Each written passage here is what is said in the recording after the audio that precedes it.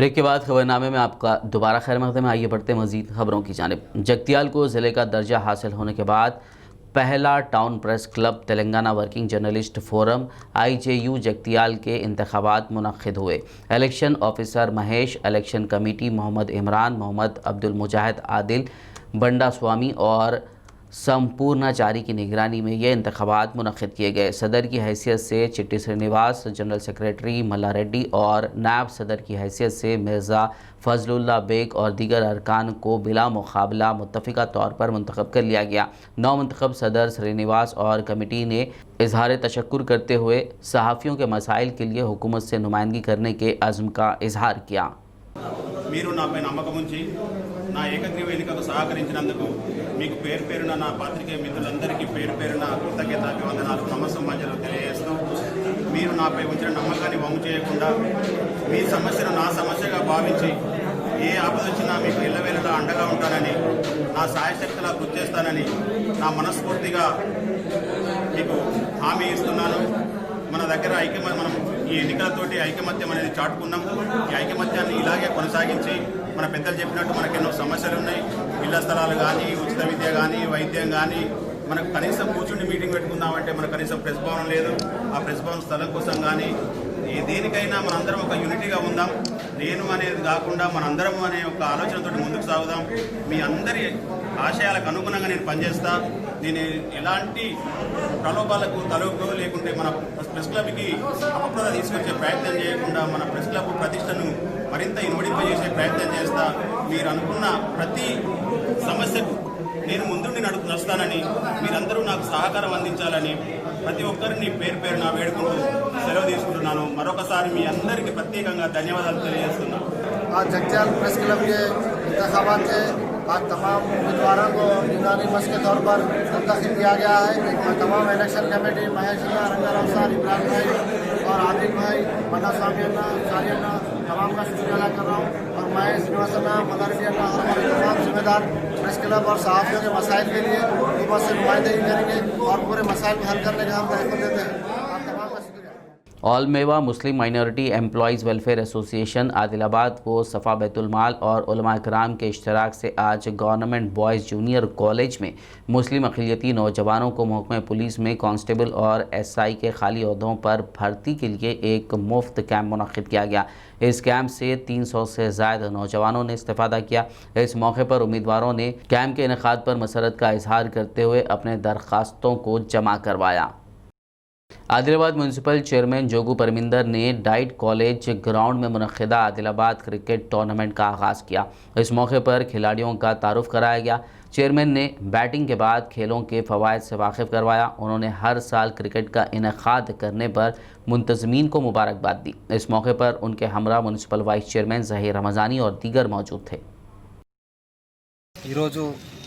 Asian cricket లీగ్ను 2021 సంవత్సరానికి సంబంధించినటువంటి cricket లీగ్ను ఈరోజు డైట్ మైదానంలో ప్రారంభించడం జరిగింది।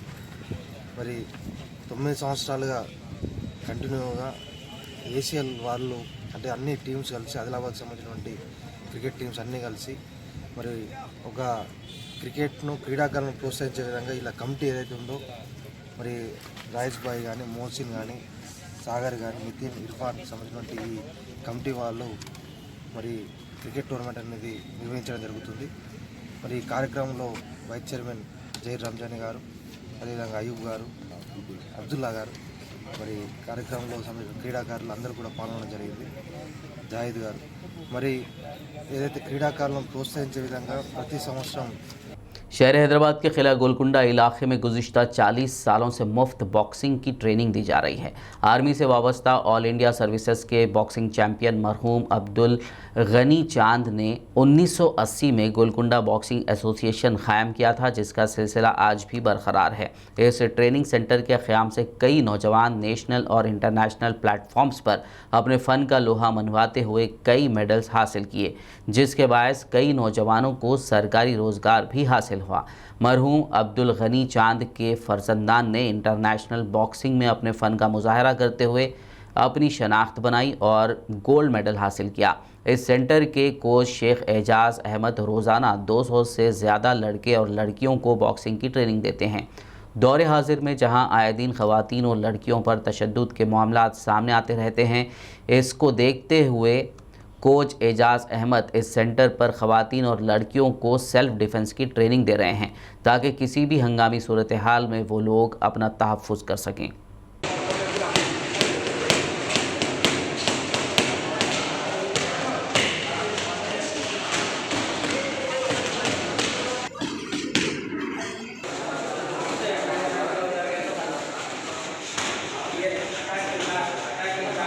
मैं गोलकुंडा बॉक्सिंग कोच शेख एजाज़ अहमद आपसे मुखातिब हूँ। गोलकुंडा बॉक्सिंग एसोसिएशन के फाउंडर मेरे वालिद मोहतरम शेख अब्दुल गनी चांद बॉक्सर साहब है, जो ऑल इंडिया सर्विसेज के बॉक्सर रह चुके। 17 साल अपना मुजाहरा बहुत अच्छी तरीके से बताते रहे। जैसा कि आप लोग को सबको मालूम ही है कि गोलकुंडा बॉक्सिंग एसोसिएशन 1980 से, जब बाबा मिलिट्री से रिटायर हुए थे, जब से फ्री ट्रेनिंग कैंप चलाया जा रहा है, जिसमें कई बच्चे पुलिस में जॉब्स लगा, IAS IPS तक बने हैं और अपना आर्मी में जॉब्स लगे हैं बच्चों को। और यहाँ से बहुत सारे बच्चे बहुत अच्छे अच्छे पोस्टों पे गए हैं।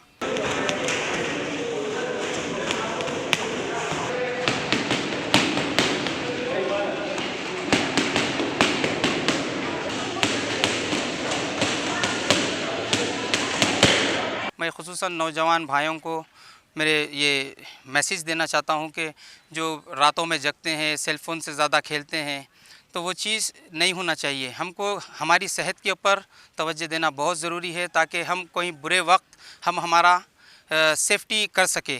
यहाँ लड़कियाँ अल्हम्दुलिल्लाह मेरे पास 4 लड़कियाँ नेशनल गोल्ड मेडलिस्ट है, जैसा पंजाब यूनिवर्सिटी में भी खेले हैं, वहाँ पे भी गोल्ड मेडल हासिल करे हैं सैयदा सलमा जहाँ, और कई लड़कियाँ हैं, अयानी सुल्ताना हैं, नेशनल्स खेले हैं।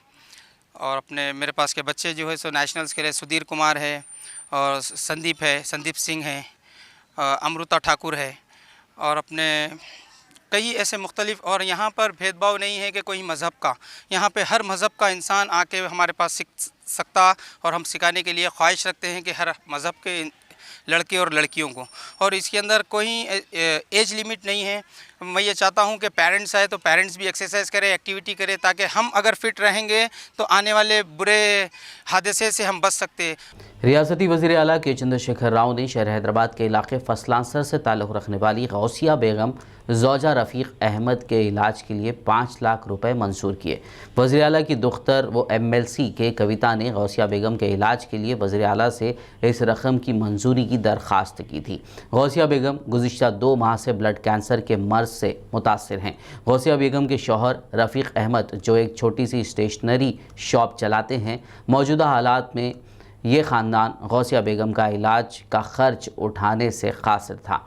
MLC के कविता ने गौसिया बेगम के अफराद ख़ानदान को अपने पास मदऊ करते हुए उन्हें दफ्तर चीफ मिनिस्टर से जारी करदा लेटर ऑफ क्रेडिट हवाले किया और गौसिया बेगम की आजिलाना सेहतमंदी के लिए नेक तमन्नाओं का इजहार किया। वहीं उन्होंने निज़ाम इंस्टीट्यूट ऑफ मेडिकल साइंसेस के डॉक्टर को फ़ोन करते हुए गौसिया बेगम के इलाज पर खुसूसी तवज्जो देने और उनके इलाज की तफसीलात से वक्तन फ़वक्तन उन्हें वाकिफ़ करवाने की हिदायत दी। गौसिया बेगम के शौहर रफ़ीक अहमद ने MLC कविता के इस जज्बे की कदर करते हुए इजहार तशक्कुर किया और इस मदद के लिए वज़ीर आला KCR का शुक्रिया अदा किया। ज़िले विकाराबाद के नवाबपेट मंडल व दीगर देहातों में मिलावटी सेंधी पीने की वजह से मुतासरीन लोगों की तादाद 140 से तजावुज़ कर गई। आज महकमे आबकारी के कमिश्नर सरफराज अहमद ने मुख्तलिफ दवाखानों का दौरा किया और मरीज़ों से बातचीत की। उन्होंने सेंधी तैयार करने वाली फैक्ट्री व डिपो और दुकानात का भी मुआयना करते हुए जायज़ा लिया। उन्होंने मामले की जामे तहक़ीक़ात और सख्त कार्रवाई का तयक़ुन दिया। withdrawal symptoms సుమారు అవుతున్న 147 పేషెంట్స్ ఇప్పటివరకు హాస్పిటల్కి ఇచ్చేయారు. వాళ్ళకి చూసుకోవడం జరిగింది, ఇక్కడ డాక్టర్ గారితో మాట్లాడుకోవడం జరిగింది. సో టెక్నికలీ వాళ్ళ డాక్టర్స్ మెడికల్ ఒపీనియన్ ఏముంది ఏంటంటే ఇవి కొంచెం విత్డ్రావల్ సిమ్టమ్స్ అవుతున్నాయి వాళ్ళకి. ఫర్ సమ్ రీజన్ అది టాడీ దొరకక లేకపోతే కొంచెం టాడీ బంద్ చేసి పెట్టుకోవడం జరిగింది అట్లాంటి కొన్ని సందర్భాలు. సో వాళ్ళందరూ అబ్జర్వేషన్లో ఉన్నారు. డాక్టర్స్ గారు చెప్పిన దాని ప్రకారం major severity of the cases ఎవరికి లేదు. సో కానీ 24/7 ఇక్కడ వాళ్ళకి ట్రీట్మెంట్ జరుగుతుంది.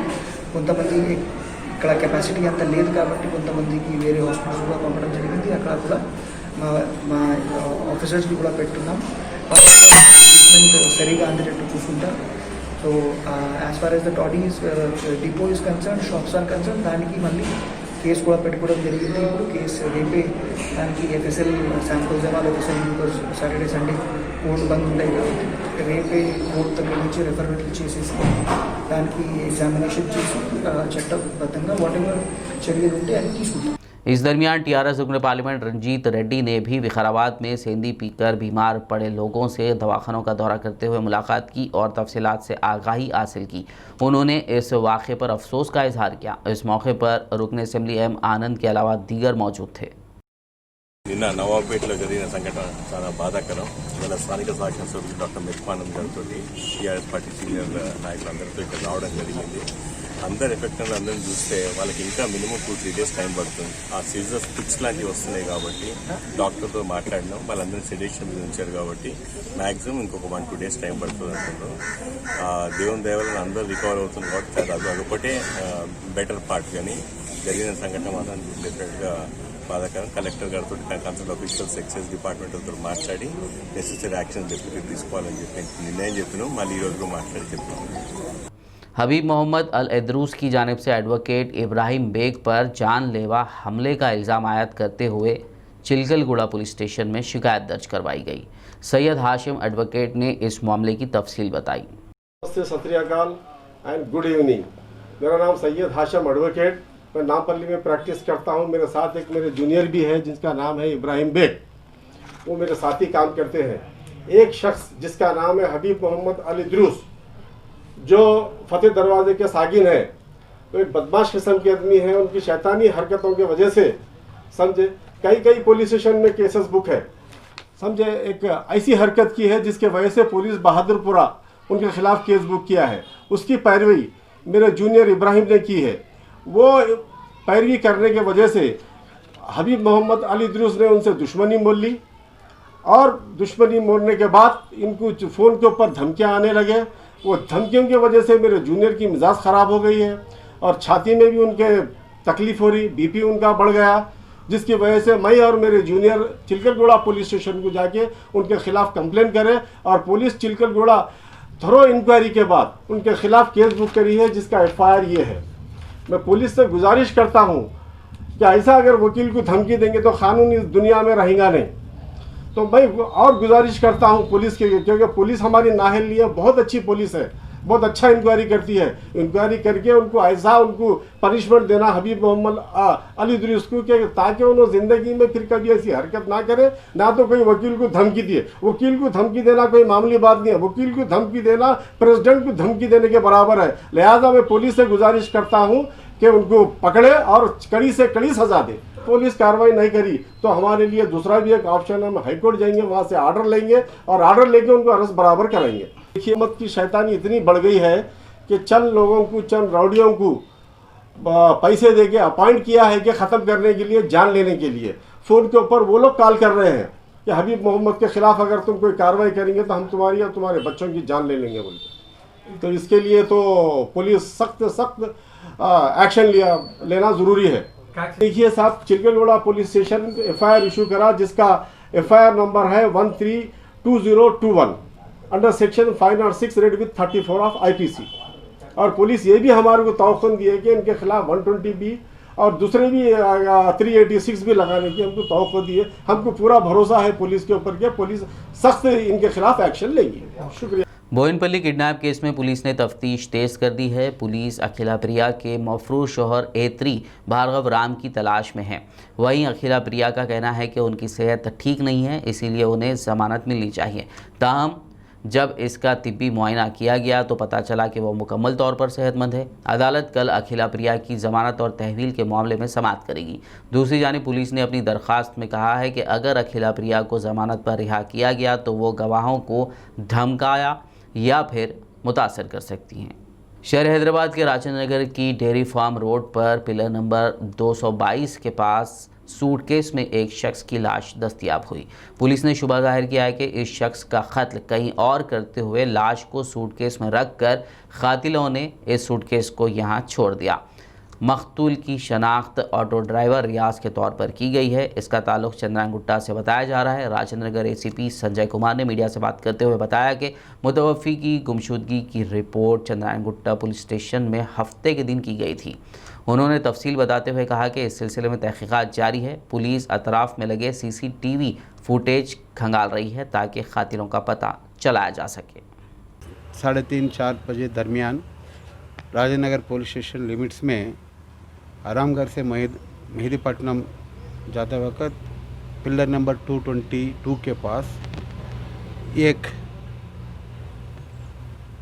25 ईयर्स करीब 25 ईयर्स मेल पर्सन का लाश मिला। और लाश को हम लोग देखने से उसका नाम इलियास रियाज बोलकर मालूम हुआ हमारा को।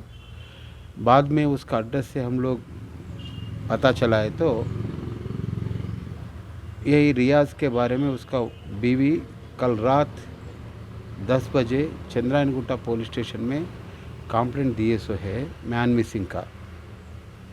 वो मैन मिसिंग केस में ये रियाज अपना साथी एक सईद के साथ लास्टली जुम्मे के दिन दोपहर में दिखा। हम लोग सईद को इस कत्ल के बारे में हम लोग शक कर रहे हैं। सईद और रियाज दोनों भी ऑटो ड्राइवर से, दोनों भी वाइटनर पीने वाला है, नशा करने वाला है और दोनों भी साथ साथ में छोटा चोरियाँ करे, थोड़ा ऑफेंसेस में भी इन्वॉल्व है ये लोग। हम लोग यही समझ रहे कि दोनों के बीच में कुछ गड़बड़ आया होगा। गड़बड़ के वजह से रियाज को या अलियास को मार के उसका लाश को सूटकेस में रख के ये एरिया में फेंके जैसा हम लोग अब समझ रहे। फिर भी ये अब बहुत अर्ली है, अभी इन्वेस्टिगेशन जारी है। इन्वेस्टिगेशन में पूरा होने के बाद आपसे तफसील से मैं बता देंगे। कीसरा पुलिस स्टेशन हुदूद में वाक़े आउटर रिंग रोड पर नामालूम गाड़ी की टक्कर से एक खातून हलाक हो गई। सड़क हादसे की इत्तला के साथ ही कीसरा पुलिस ने मुकाम हादसा पहुंचकर लाश का पंचनामा किया और मुर्दाखाना मुंतकिल करवाया। पुलिस के मुताबिक मुतवफ़ी की शनाख्त नहीं हो पाई है। पुलिस ने इस सिलसिले में एक केस दर्ज करते हुए तहक़ीक़ात का आगाज़ कर दिया। आखिर में एक नज़र हेडलाइंस पर। तेलंगाना समेत मुल्क भर में 16 जनवरी से होगा कोविड वैक्सीनेशन अमल का आगाज। वजीर सेहत ईटला राजेंद्र लेंगे कोरोना वैक्सीन की पहली खुराक। पहले दिन 13,900 अफराद को दिया जाएगा वैक्सीन का टीका।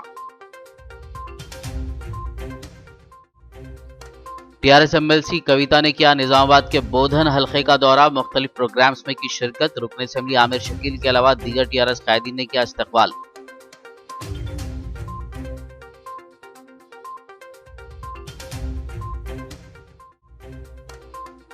तेलंगाना बीजेपी सदर बंडी संजय के रिमार्क्स पर वजीर ट्रांसपोर्ट अजय कुमार का सख्त रद्दअमल। इल्जामात को साबित करने 2023 का इंतजार करने के बजाय अभी साबित करने का किया चैलेंज।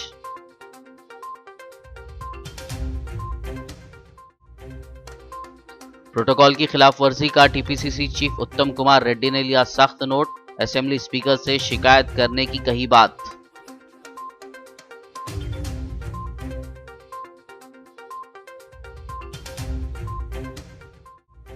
जिले विकाराबाद में मिलावटी सेंधी पीने से बीमार मुतासरीन की तादाद 140 से जायद। महकमा आबकारी के कमिश्नर सरफराज अहमद ने किया मुख्तलिफ दवाखानों का दौरा। मामले की जामे तहकीकात और सख्त कार्रवाई का दिया तयखुन।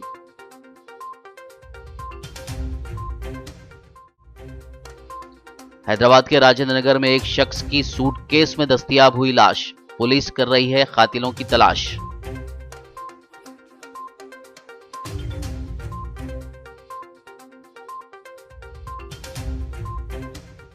खबरनामे में फिलहाल बस इतना ही। ताज़ा तरीन अपडेट्स के लिए देखते रहिए BBN न्यूज़ और YouTube पर हमारे चैनल को सब्सक्राइब कीजिए। फेसबुक और YouTube के हमारे वीडियोस को लाइक और शेयर ज़रूर कीजिए।